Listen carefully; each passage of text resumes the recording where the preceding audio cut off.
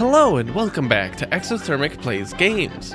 I'm Exothermic and the date today is Thursday, November 14th, 2024. I've been doing a countdown of my favorite video games of all time through each day of the year, and coming in at number 48 is Star Wars Battlefront II, but like the good one.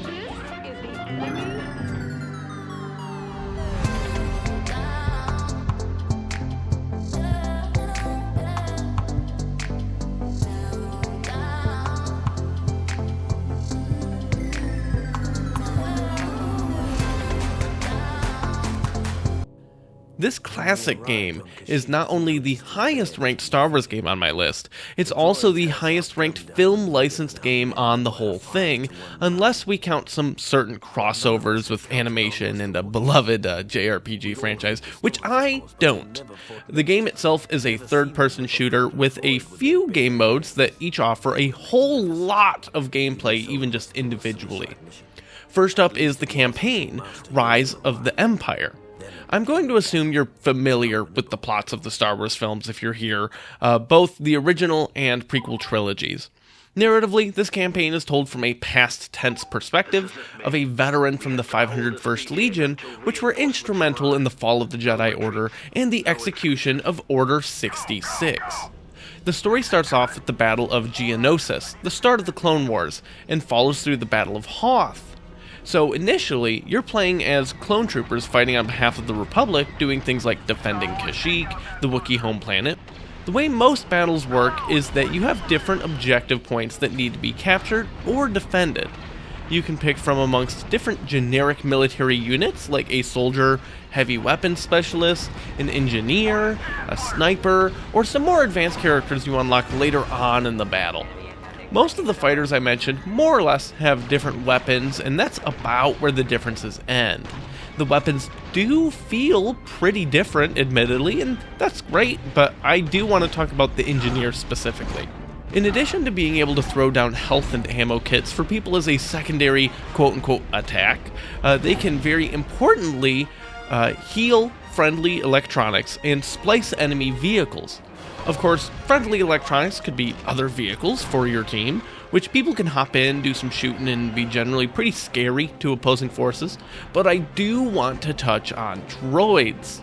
There are different types of droids that might be defensive, or heal you, or supply ammunition, and while those can be destroyed, an engineer is necessary to get them back up and running again, which can, on their own, just kind of sway the tide of battle. I really like the engineer, and I just love my dumb little gonk droids dishing out ammo to limited fire weapons, like the heavy weapons rocket launcher. I mentioned splicing enemy vehicles. Basically, you get to hack them and hop in there yourself if you want and turn them friendly. Every unit does have a niche that it fills, with weapons that are better in different situations, so you really want to have your army be diversified. Rarely does a campaign mission focus on just, killing all the things. It's usually a little more going on than that, but that is something you do kind of have to worry about, at least in the back of your mind. There's loads of objectives that you need to accomplish, and oftentimes the mission isn't timed itself, but there is a sort of soft timer in the form of reinforcements. Each side only has so many units that they can throw at each other, you might lose the battle of attrition in the end, making it quite difficult to complete your objectives. This is all fun, and I really like all of the different classes, but that's not really why we're here.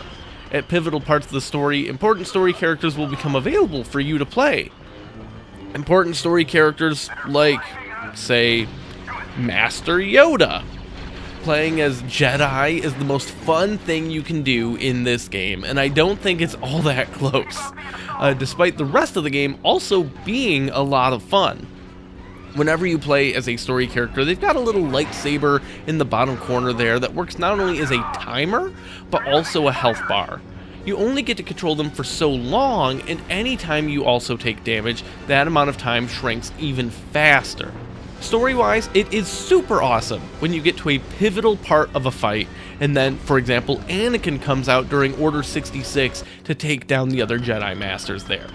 I love the narration as well from the 501st Trooper, getting to look at these stories that I love so much from a totally different angle and bridging the prequels and original trilogy in such a unique way.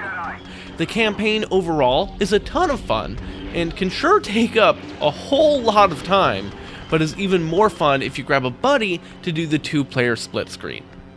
But even better with a buddy is the Galactic Conquest mode. Single player of this is fine, it's fun, but ultimately I think it drags on a bit. What you do is pick one side of the war and go around trying to win battles at different planets. These can be a variety of game types depending on who already controls the location, so it's cool to see these settings from different strategic perspectives. But really, it's just doing a whole lot of gameplay over and over and over and over. The conquest part isn't that interesting, and sometimes you wind up going back and forth between the same 2 locations, which could admittedly get a little frustrating with how repetitive it is. But thankfully, that doesn't actually happen that often.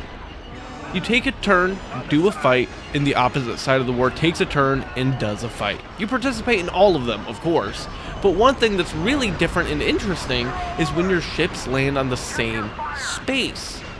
Instead of going planet-side for combat, you take to the stars and fight in X-Wings and TIE fighters.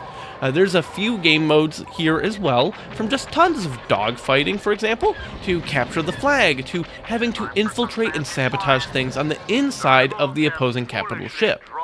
That last part is one thing that's absolutely fascinating to me, because there's actually a few things you can do in there, including not only in opposing ships, but also your own. And maybe you don't even bother going out into space all that much, and just man a turret from the inside. It's cool. Maybe you do bombing runs, focusing on the opposing turrets, and just try to free up for other people on your team to go and do whatever the objectives are. There's a good amount of options here, and it's just really unique and different. And this is all fine, it's all good.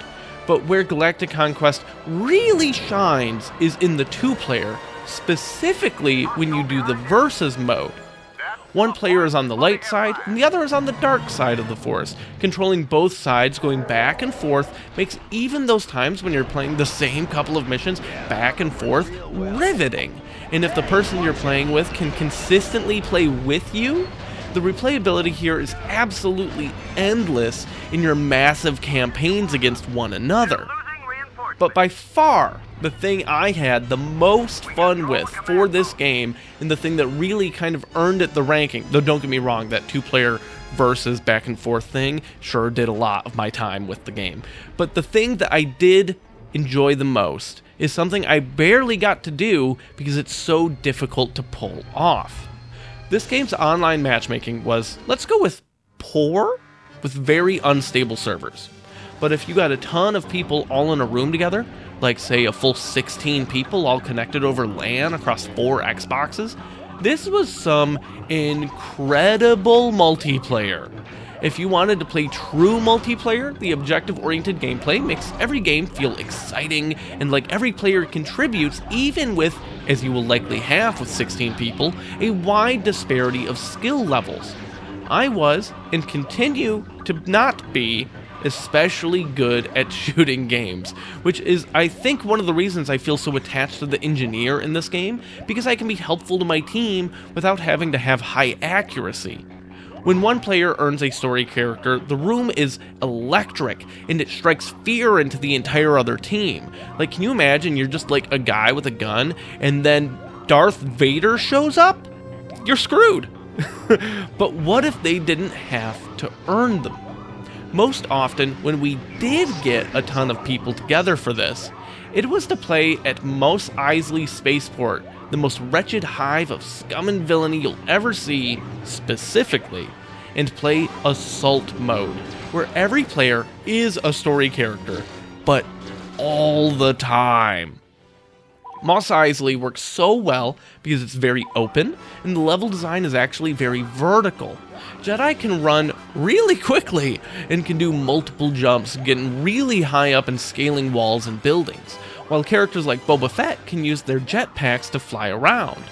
Exploring all of the nooks and crannies of the city is a lot of fun, and it's just hilarious when everyone's throwing lightsabers and force pushes and pulls, and the Mandalorians pull out their flamethrowers, and over there's Darth Sidious cackling with electricity, while Han Solo is just a dude in the corner, somehow living through all of this and just starts blasting. Star Wars Battlefront II is an almost perfect blend of unique storytelling in an established franchise, while being just campy and weird enough to keep even the most die-hard lore purists satisfied with whatever changes they decided to make. And I know I'll likely never get to do another 16-player Mos Eisley showdown, but I still think about it surprisingly often. Join me tomorrow as I talk about my 47th favorite game, where I struggle with my humanity as I make some of the hardest decisions I've ever made in a video game.